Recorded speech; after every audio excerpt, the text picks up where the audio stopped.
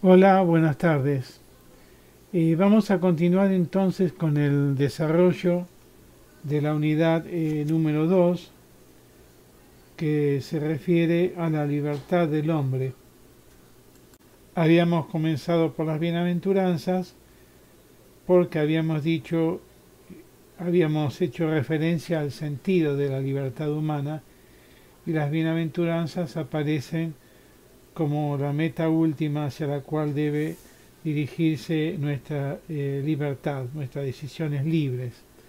Las bienaventuranzas, habíamos dicho, revelan la meta última de la existencia hacia la cual debe dirigirse nuestras acciones libres. Entonces, ahora vamos a entrar más en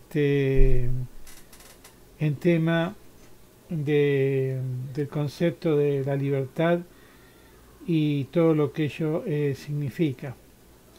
Y comenzamos diciendo que Dios ha creado al hombre racional, lo dice esto así el catecismo, ¿no es cierto?, confiriéndole la dignidad de una persona dotada de la iniciativa y del dominio de sus actos.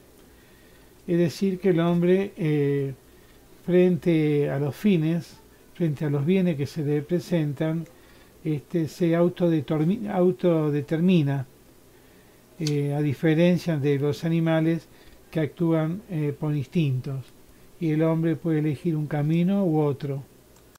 Las escrituras nos señalan que Dios quiso dejar al hombre en manos de su propia decisión. Por eso el hombre es dueño de sus actos, padre de sus acciones. De modo que busque el hombre a su creador sin estar de ninguna manera coaccionado por ninguna causa externa o interna, y adhiriéndose a él, como dijimos, libremente, para dirigirse hacia la perfección que está trazada en su naturaleza. Bueno, vuelvo a repetir entonces como cuando abrimos en definitiva la semana pasada, habíamos dicho, y recién lo acabo de decir también, pero lo repito, la bienaventuranza revela la meta última para la cual Dios creó al hombre, que es la bienaventuranza divina. Bueno, ahora decimos esto, que Dios quiso que el hombre busque a su creador, se dirija hacia ese fin último que son las bienaventuranzas, sin coacciones, y de modo de adherirse libremente a él. Y el hecho de que el hombre sea libre tiene que ver, como ya habíamos visto en la primera unidad, que el hombre es imagen y semejanza de Dios, y por lo tanto, como dijimos, al ser imagen de Dios fue creado libre y dueño de sus actos. Claro que Dios tiene una libertad absoluta y perfecta, o absolutamente perfecta. En cambio, el hombre es libre, pero es criatura, y como habíamos dicho, tiene trazado un fin en su naturaleza hacia la cual debe dirigirse su libertad.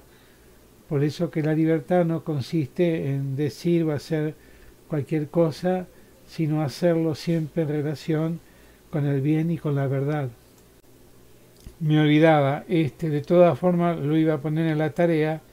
El trabajo de ustedes va a consistir entonces en responder a unas preguntas que les voy a hacer tomando como base este audio mío, que es cortito, una especie de introducción, y después en base a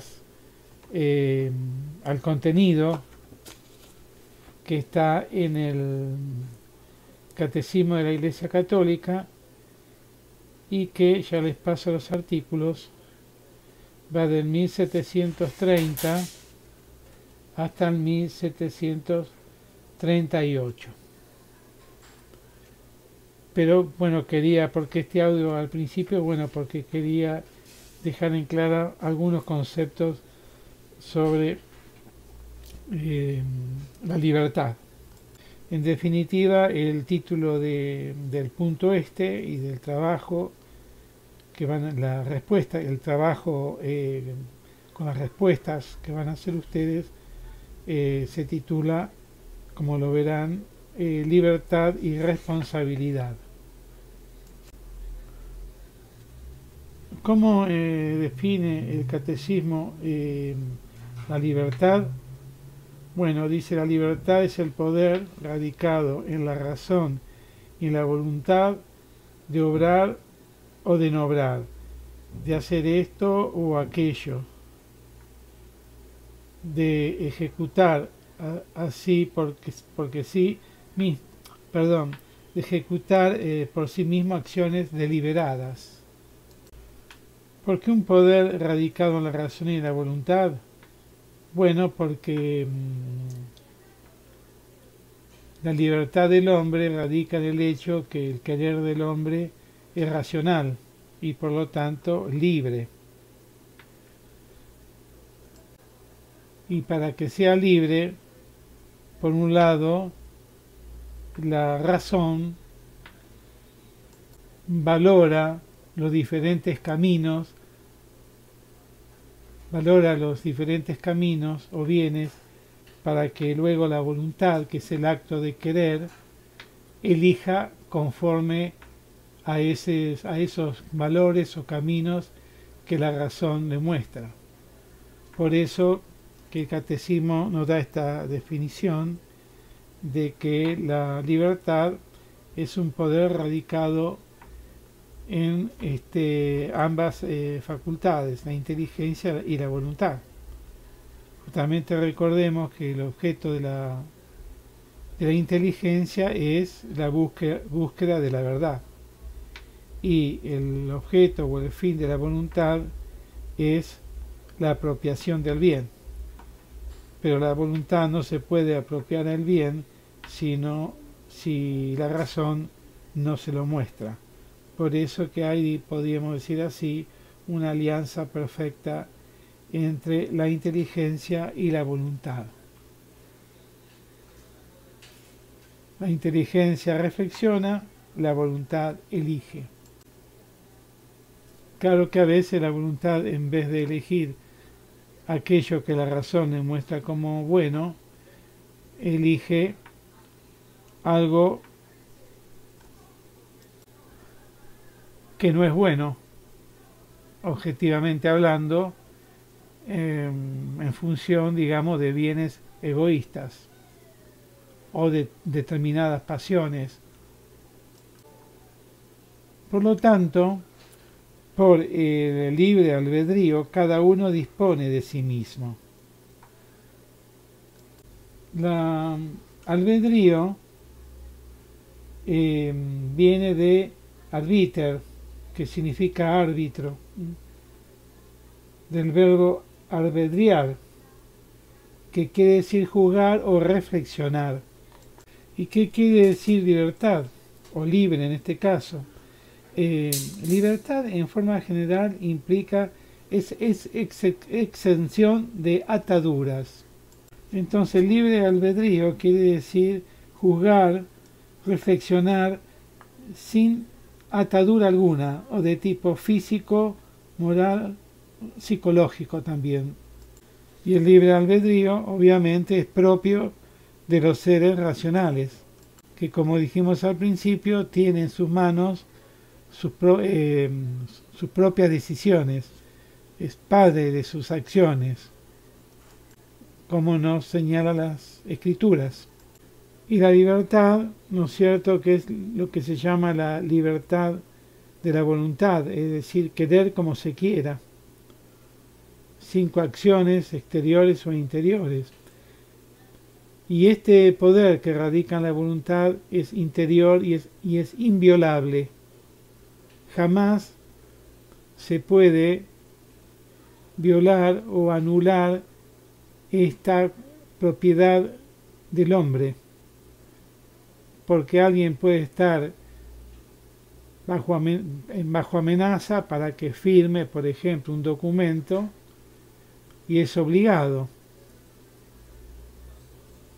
pero interiormente no está de acuerdo, lo hace obligadamente por el temor de su vida, pero interiormente se autodetermina negándose frente a una determinada amenaza, por ejemplo. Entonces también podemos decir que el libre albedrío del hombre es la capacidad para tomar por sí mismo una dirección frente a los valores. Pero esta libertad, digamos así, no es algo estático, sino constituye una realidad dinámica. ¿En qué sentido lo decimos? En que la libertad también es en el hombre una fuerza de crecimiento, de maduración en la verdad y la bondad, por lo que dijimos anteriormente, en tanto que la libertad es un poder radicado en la razón y en la voluntad. La finalidad de la inteligencia es la verdad, y la finalidad de la voluntad es el bien, la apropiación del bien. Por eso que una auténtica libertad estará regulada por el valor del bien y la verdad, pero al mismo tiempo, en la medida que vaya construyendo su vida en la verdad y la bondad, será cada vez más libre. Por eso decíamos que la libertad debe entenderse en un sentido dinámico. Es una fuerza entonces de perfección. Por eso que la libertad alcanza su perfección cuando está ordenado a Dios nuestras bienaventuranzas. Es decir, cuando está ordenada nuestro fin último, que es la vida eterna y la felicidad eterna. Recién mencionábamos que la voluntad es la facultad por la cual elige, luego que la inteligencia ha cumplido su papel en iluminarlo acerca de los caminos o bienes a tomar. Podríamos preguntarnos, creo que ya había hecho referencia a esto, pero si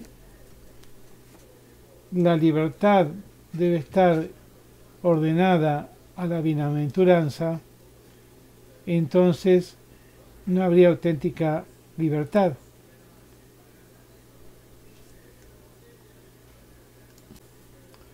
Es que el hombre es criatura, y como toda criatura, habíamos dicho, tiene una naturaleza y por lo tanto tiene un fin. Y ese fin último, en este caso, es el mismo Dios. Y eso constituye un bien para el hombre. Por eso habíamos dicho, la libertad es la libertad del hombre es una libertad criatural, o sea, el hombre no deja de ser criatura y por lo tanto, como tal, está ordenado un fin. Aunque hay que destacar que ese fin es algo plenamente bueno y feliz. Luego el hombre tiene diferentes caminos, ¿no es cierto?, en esa decisión de dirigir sus actos libres hacia Dios. Por eso las Sagradas Escrituras nos hablan, y esto se puede apreciar también intelectualmente, que la libertad del hombre es una libertad obediencial, en la obediencia. Y esto se verifica ya en la misma naturaleza del hombre, porque el hombre, por naturaleza, tiene dos facultades, como hemos visto, la inteligencia y la voluntad. Y la inteligencia naturalmente va hacia el conocimiento de la verdad. Sin la verdad el hombre no podría nunca ni puede progresar. Y inclusive si hay error, el error está en relación positiva con la búsqueda de la verdad, en tanto que el hombre es inteligente pero limitado. Por la voluntad el hombre tiende hacia la apropiación del bien, como dijimos. Es decir, tiende naturalmente, está en su naturaleza, dirigirse hacia el bien que lo perfecciona. Por lo tanto, yo puedo negar a Dios y negarlo como fin último, pero no puedo negar actuar conforme a mi naturaleza, a lo que está trazado en mi naturaleza. Por lo tanto, aquí también se verifica la libertad obediencial del hombre, en tanto que la libertad debe estar fundada, ¿no es cierto?, en el bien, que es la finalidad de la inteligencia, y en la voluntad, y en el bien, que es la finalidad de la voluntad. Entonces podríamos decir, el hombre puede renunciar a Dios, pero no puede renunciar a obrar conforme a su naturaleza humana. Por eso que, como veremos, el hombre, frente a sus actos libres, es responsable y por lo tanto el hombre es objeto de juzgamiento de sus actos. Lo que queremos decir es lo siguiente: un hombre puede no creer en Dios, pero si actúa conforme a su naturaleza, es decir, porque el hombre también tiene una conciencia moral que lo llama a hacer el bien y evitar el mal, y aún dentro de sus límites actúa conforme a la verdad y el bien objetivos que él puede apreciar, entonces está actuando conforme a su naturaleza y por lo tanto conforme a su destino último, que es Dios. Muy bien, habíamos dicho que la voluntad elige el bien que la inteligencia le muestra. Pero puede ser que la voluntad no realice el bien que la inteligencia le muestra, y en vez de tender al bien que la razón le presenta, tiende a lo que objetivamente es un mal, por egoísmo, por placer, por determinadas pasiones, etc.